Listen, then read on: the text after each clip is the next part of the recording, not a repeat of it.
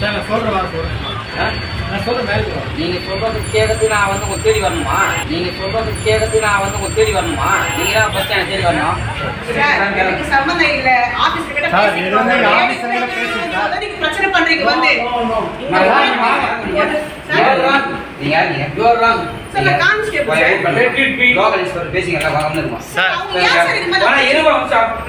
நான் வந்து எங்க நின்று எடுத்தேன் வரும்போது உள்ள வந்தனா நானு அது சொல்லுங்க மேடம். நான் கூட சொல்லலையே. நீங்க யார் ஆமா மேடம் எங்களுக்கு ரெக்கார்ட் தான் வேணும். ஆமா மேடம் இது ஆந்திரா இல்ல தமிழ்நாடு புரியுதுங்களா? நீங்க முடிச்சுட்டு வந்த பிறகு இப்போ உங்களை மாரி மேல் அதிகாரி எவ்வளவு வந்து டீசெண்டா பேசுறாரு. எங்க கிட்ட போன் எப்படி நீங்க புடுங்குங்க? யார் புடுங்குங்க? நீங்க யாரு? நீங்க யாரு மேடம்? நீங்க யாரு? நீங்க யாரு மேடம்? போலீஸ் தெரியலையா? எந்த போலீஸ்? ஆந்திரா போலீஸா தமிழ்நாடு போலீஸா? உங்களுக்கு எதுக்கு சார்? உங்களுக்கு எதுக்கு மேடம்? நீங்க எப்படி மேடம் போன் புடுங்குங்க? திருவள்ளூரில் தனியார் நிதி நிறுவனத்தில் விசாரணை நடத்தியதை பதிவு செய்த செய்தியாளர்களுடன் ஆந்திர போலீசார் வாக்குவாதம் செய்து செல்போன்களையும் பறித்து அதிலிருந்து வீடியோ பதிவுகளை அழித்தனர். கூடுதல் விவரங்களை வழங்குகிறார் செய்தியாளர் பாலாஜி. பாலாஜி வணக்கம். என்ன நடந்தது? என்ன நடவடிக்கை மேற்கொள்ளப்பட்டது? விவரங்களை பதிவு செய்யுங்கள். வணக்கம். திருவள்ளூர் காமராஜர் சிலை எதிரே சென்னை திருப்பதி நெடுஞ்சாலையில் முதல் மாடியில் உள்ள ஆராத்யா கோல்டு நிதி நிறுவனத்தில் 4க்கும் மேற்பட்ட ஆந்திர பதிவெண் கொண்ட கார்களில் வந்த டிஎஸ்பி அப்துல் அஜீஸ், ஆய்வாளர் மல்லுகார்ஜுனா, மகளிர் காவலர் கலா உட்பட 10க்கும் மேற்பட்ட ஆந்திர காவலர்கள் குற்றவாளி ஒருவரை அழைத்துக் கொண்டு நிதி நிறுவனத்திற்குள் சென்று விசாரணை மேற்கொண்டனர்.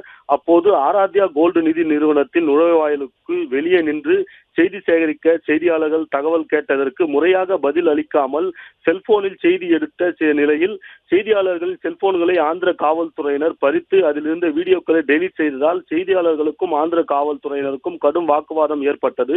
மேலும் திருவள்ளூர் மாவட்ட காவல்துறை மற்றும் திருவள்ளூர் நகர உள்ளூர் காவல் நிலையத்திற்கு முறையாக தகவல் அளிக்காமல் விதிமுறைகளை மீறி தமிழகத்திற்குள் திருவள்ளூர் எல்லைக்குள் குற்றவாளியுடன் சுமார் 1 மணி நேரத்திற்கும் மேலாக விசாரணை மேற்கொண்டதும், மேலும் நிதி நிறுவனத்தில் பணிபுரியும் பெண் ஊழியரை கைதி போல் இருக்கையில் அமர வைத்து அச்சுறுத்தும் வகையில் நடந்து கொண்டதும் பரபரப்பை ஏற்படுத்தியது. இதையடுத்து செய்தியாளர்களுக்கும் ஆந்திர காவல்துறையினருக்கும் கடும் வாக்குவாதம் ஏற்பட்ட நிலையில் ஒரு கட்டத்திற்கு மேல் ஆந்திர காவல்துறையினர் செல்போன்களை செய்தியாளர்களிடம் அளித்த நிலையில் இச்சம்பவம் குறித்து திருவள்ளூர் நகர காவல்துறையினருக்கு அளித்த தகவலின் அடிப்படையில் சம்பவ இடத்திற்கு வந்த திருவள்ளூர் நகர காவல்துறையினர் விசாரணை மேற்கொண்டனர். விசாரணையில் ஆந்திர மாநிலம் நகரி காவல் நிலைய எல்லைக்குட்பட்ட பகுதியைச் சேர்ந்த குற்றவாளி ஒருவரை 3 தினங்களுக்கு முன்பு கைது செய்து ஆராத்யா கோல்டு நிறுவனத்திற்கு உள்ளூர் காவல்துறையினர் அனுமதி இல்லாமல் அழைத்து வந்து நகைகளை பறிமுதல் செய்ய வந்ததாகவும், வந்த இடத்தில் செய்தி சேகரிக்க சென்ற செய்தியாளர்கள் செல்போன்களை பிடுங்கி வீடியோக்களை டெலீட் செய்து குறித்து காவல்துறையினருக்கு வாக்குவாதம் ஏற்பட்ட செய்தியாளர்கள் செல்போன்களை பறிக்க சம்பவம் குறித்து ஏற்பட்டதாகவும், திருவள்ளூர் நகர காவல்துறையினர் தங்களுக்கு தகவல் அளிக்காமல் தெரிவிக்காமலும் அனுமதி இல்லாமலும் எப்படி வந்தீர்கள், வந்து விசாரிப்பீர்கள் எனவும், செய்தி எடுக்க வந்த செய்தியாளர்கள் செல்போன்களை எப்படி பிடுங்கி வீடியோக்களை டெலீட் செய்வீர்கள் எனவும், உயர் அதிகாரிகள் எங்கே சென்றார்கள் எனவும் அடுத்தடுத்த திருவள்ளூர் நகர காவல்துறையினர் ஆந்திர காவல்துறையினருக்கு கேள்விகள் எழுப்பிய நிலையில் ஆந்திர காவல்துறையினர் உயர் அதிகாரிகள் சென்னை தலைமை காவல் நிலையத்திற்கு காவல் அலுவலகத்திற்கு சென்றுள்ளதாக தகவல் தெரிவித்தனர். இதனால் அப்பகுதியில் பரபரப்பு ஏற்பட்டது.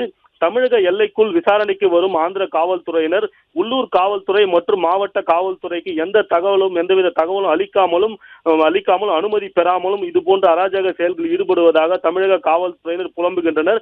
மேலும் செய்தி சேகரிக்க சென்ற செய்தியாளர்கள் செல்போன்களை பிடுங்கி அராஜகத்தில் ஈடுபட்ட சம்பவம் அப்பகுதியில் பரபரப்பை ஏற்படுத்தியுள்ளது.